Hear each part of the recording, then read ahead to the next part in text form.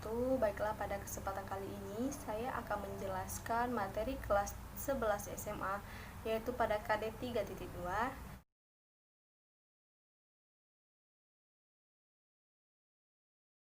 Saya akan menjelaskan salah satu materi dari permasalahan sosial tersebut, yaitu dampak dari permasalahan sosial itu pada masyarakat.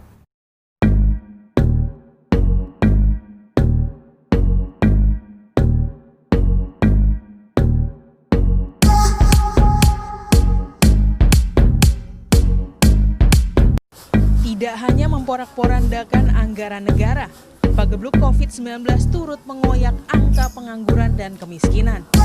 Inilah situasi genting sebenarnya.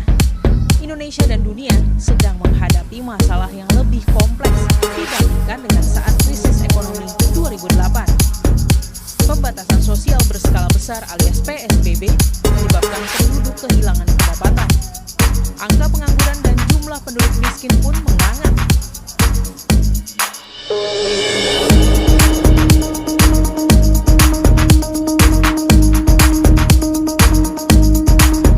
anggotanya dibunuh dengan keji oleh tentara Zionis. Dua pelaku pembacokan dalam aksi tawuran antar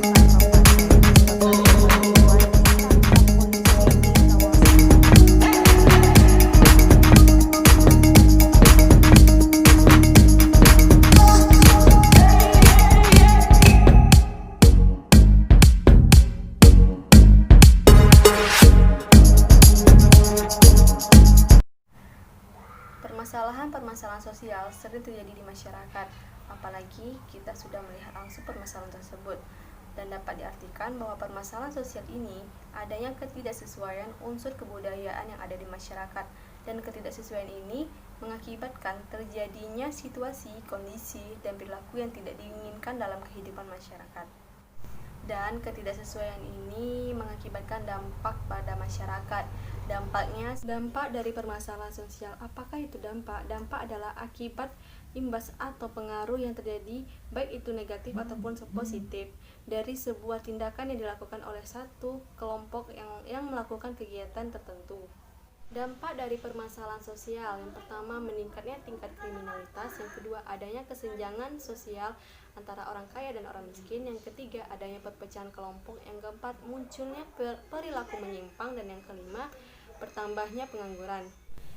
Kemiskinan adalah keadaan di mana terjadi ketidakmampuan untuk memenuhi kebutuhan dasar seperti makan, pakaian, tempat berlindung, pendidikan, dan kesehatan. Kemiskinan dapat disebabkan oleh kelangkaan alat pemenuhan kebutuhan dasar ataupun sulitnya akses terhadap pendidikan dan pekerjaan. Kemiskinan pun merupakan masalah global. Sebagian orang memahami penyebab kemiskinan. Masalah kemiskinan memang telah lama ada sejak dahulu kala. Pada masa lalu, umumnya masyarakat menjadi miskin bukan karena kurang pangan, tetapi miskin dalam bentuk minimnya kemudahan atau materi. Dalam ukuran kehidupan modern pada masa kini, mereka tidak menikmati fasilitas pendidikan, pelayanan, kesehatan, dan kemudahan-kemudahan lainnya yang tersedia pada zaman modern. Pemerintah Indonesia yang berorientasi mengembangkan Indonesia menjadi negara maju dan mapan dari segi ekonomi, tentu menganggap kemiskinan adalah masalah mutlak yang harus segera diselesaikan. Di samping masalah lainnya itu ketimpangan pendapatan, strukturasi pemerintah, inflasi, defisit anggaran, dan lain-lain. Dampak kemiskinan. Sekarang kemiskinan sudah memberikan dampak yang beraneka ragam, mulai dari tindakan kriminal, pengangguran, kesehatan terganggu, dan masih banyak lagi. Kemiskinan memang dapat menyebabkan beragam masalah, tapi untuk sekarang masalah yang paling penting adalah bagaimana cara anak-anak kecil yang sama sekali tidak mampu dapat bersekolah dengan baik seperti anak-anak yang lainnya. Pertama, itulah masalah yang harus dipecahkan oleh pemerintah, karena jika itu tidak dapat dibereskan, maka akan muncul masalah-masalah baru yang lebih banyak lagi, dan juga banyak orang-orang miskin terkena penyakit tapi sulit untuk berobat ke dokter karena mahal. Walaupun pemerintah sudah memberikan kartu kemiskinan, tapi itu tidak menjamin di rumah sakit. Kemiskinan ini ada nilai budaya Minangkabaunya, yaitu ado ndak dimakan, ketika ndak ado baru dimakan. Maknanya, dalam kehidupan diajarkan supaya hidup hemat, maka harus memiliki sikap imai sebelum habis. Kaitannya dengan nilai budaya Minangkabau atau dengan materi ini, pepatah ini sangat berkaitan dengan materi tentang kemiskinan. Kemiskinan dalam ilmu sosiologi merupakan masalah sosial. Nilai budaya yang ditanamkannya adalah cara berhemat dan harus ingat hari esok. Selanjutnya yaitu terjadinya perpecahan kelompok atau peperangan, merupakan suatu bentuk pertentangan dan juga suatu lembaga kemasyarakatan. Perperangan merupakan bentuk pertentangan yang setiap kali diakhiri dengan suatu akomodasi. Dampaknya adalah disorganisasi dalam berbagai aspek kemasyarakatan, baik bagi negara yang keluar sebagai pemenang ataupun bagi negara yang takluk sebagai si kalah. Apalagi peperangan biasanya perang total, yaitu di mana tidak hanya angkatan bersenjata saja yang bersangkutan, tapi seluruh lapisan masyarakat, jatuhnya korban serta penderitaan fisik dan batin mereka. Selanjutnya menimbulkan penyimpangan atau terjadinya kenakalan remaja. Kenakalan remaja ialah suatu perbuatan atau tindakan laku yang dilakukan oleh seseorang remaja baik secara sendirian maupun secara kelompok yang sifatnya melanggar ketentuan-ketentuan hukum, moral dan sosial yang berlaku di lingkungan masyarakat. Intinya, kenakalan remaja yaitu suatu perilaku yang menyimpang dari atau melanggar hukum, dan perilaku melanggar hukum yang dilakukan oleh anak muda yang biasanya di bawah umur 16-18 tahun. Latar belakang permasalahan kenakalan remaja, tumbuh kembang remaja pada zaman sekarang sudah tidak biasa lagi dibandingkan perilaku kenakalan remaja saat ini sulit diatasi. Baru-baru ini sering kita dengar berita di televisi maupun di radio yang disebabkan oleh kenakalan remaja, di antaranya tawuran, pemerkosaan yang dilakukan oleh pelajar SMA, pemakaian narkoba, dan lain sebagainya. Kehidupan remaja pada saat ini mulai memperhatikan remaja yang seharusnya menjadi kader-kader penerus bangsa, kini tidak bisa lagi menjadi jaminan untuk kemajuan bangsa dan negara. Bahkan perilaku mereka cenderung merosot. Selanjutnya yaitu pengangguran. Pengangguran adalah sebutan untuk angkatan kerja penduduk berumur 15-65 tahun yang tidak bekerja sama sekali atau sedang mencari pekerjaan. Orang yang tidak sedang mencari kerja contohnya seperti ibu rumah tangga, siswa sekolah SMP, SMA, mahasiswa perguruan tinggi dan sebagainya yang karena suatu hal tidak atau belum membutuhkan pekerjaan. Pengangguran biasanya disebabkan karena jumlah angkatan kerja tidak sebanding dengan jumlah lapangan kerja yang ada.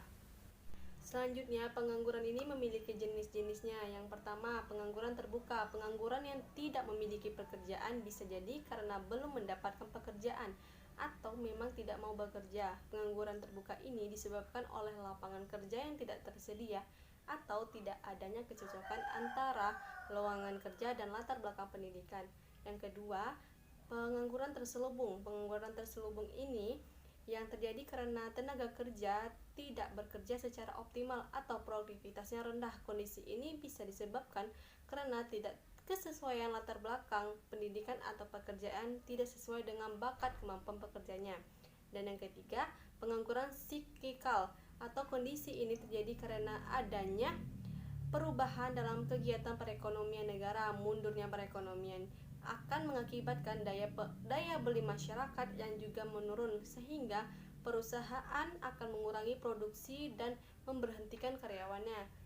Yang keempat yaitu pengangguran struktural. Kondisi ini disebabkan oleh adanya perubahan struktur perekonomian yang memerlukan keterampilan baru. Hal tersebut dapat mengakibatkan pencari kerja tidak mampu memenuhi persyaratan yang ditentukan oleh pembuka lapangan kerja tersebut. Dan yang kelima, pengangguran friksional adalah kondisi ini terjadi karena adanya kesulitan mempertemukan pihak pekerja dengan pihak yang menyediakan lapangan pekerjaan. Hal ini pun disebabkan karena adanya kendala informasi, waktu ataupun jarak geografis. Dan yang keenam, pengangguran teknologi. Pengangguran teknologi ini pengangguran disebabkan oleh adanya perkembangan teknologi yang menyebabkan tenaga kerja manusia diganti menjadi mesin. Perusahaan cenderung lebih memilih tenaga mesin daripada tenaga manusia karena lebih cepat, mudah, dan hemat biaya. Dan yang ketujuh, pengangguran musiman. Kondisi ini disebabkan oleh siklus ekonomi yang karena adanya pergantian musim sehingga pekerja harus menghentikan aktivitas produksi untuk sementara. Biasanya terjadi pada bidang pertanian dan perikanan seperti petani dan nelayan. Dan yang kedelapan, setengah pengangguran. Kondisi ini memerlukan pekerja yang mempunyai pekerjaan, namun jam kerjanya sedikit, biasanya kurang dari 3-5 jam dalam seminggu. Dan pada saat sekarang ini pun Indonesia telah mengalami musibah, yaitu adanya virus corona atau virus COVID-19. Pandemi COVID-19 ini merupakan bentuk bahaya yang memiliki potensi mengancam segala aspek kehidupan masyarakat, seperti sosial, ekonomi, kesehatan, dan psikologis. Dampak pada masyarakat di Indonesia tentu tidak berbeda jauh dengan masyarakat di negara lain, yaitu juga sedang menghadapi pandemi COVID-19 ini. Kondisi kerentanan sosial pun menjadi realitas nyata yang terjadi pada masyarakat dalam menghadapi pandemi COVID-19. Kerentanan sosial menjadikan posisi ketahanan masyarakat mengalami guncangan akibat pandemi COVID-19 ini. Ketahanan masyarakat berkaitan dengan kemampuan dari masyarakat untuk dapat menggunakan sumber daya yang tersedia, teknologi, makanan, pekerjaan, dan rasa aman dan nyaman dalam memenuhi kebutuhan dasar dan menjalankan fungsi sosialnya. Namun, kondisi saat ini justru menjadikan ketahanan masyarakat mengalami kerentanan sosial. Kerentanan sosial membuat produktivitas sosial menurun, mata pencaharian terganggu, dan munculnya gangguan kecemasan sosial di masyarakat. Jadi, kesimpulannya adalah masalah sosial ini terjadi ketika tidak ada kesesuaian dalam masyarakat itu tersendiri, dan mengakibatkan dampaknya tadi terjadinya kemiskinan, yang kedua pengangguran, adanya pemecahan kelompok, yang ketiga adanya timbulnya kenakalan remaja atau penyimpangan. Dan pada sekarang ini pun Indonesia pun sedang mengalami masalah, yaitu adanya virus corona atau virus COVID-19 dan menimbulkan masalah ekonomi, psikologi, kesehatan, dan lain sebagainya. Dari kemiskinan tadi pun ada kaitannya dengan nilai budaya Minangkabau, yaitu tadi ado ndak dimakan, ketika ndak ado baru dimakan. Jadi dalam maknanya tadi itu kita harus belajar hidup hemat. Baiklah, saya ucapkan terima kasih. Wassalamualaikum warahmatullahi wabarakatuh.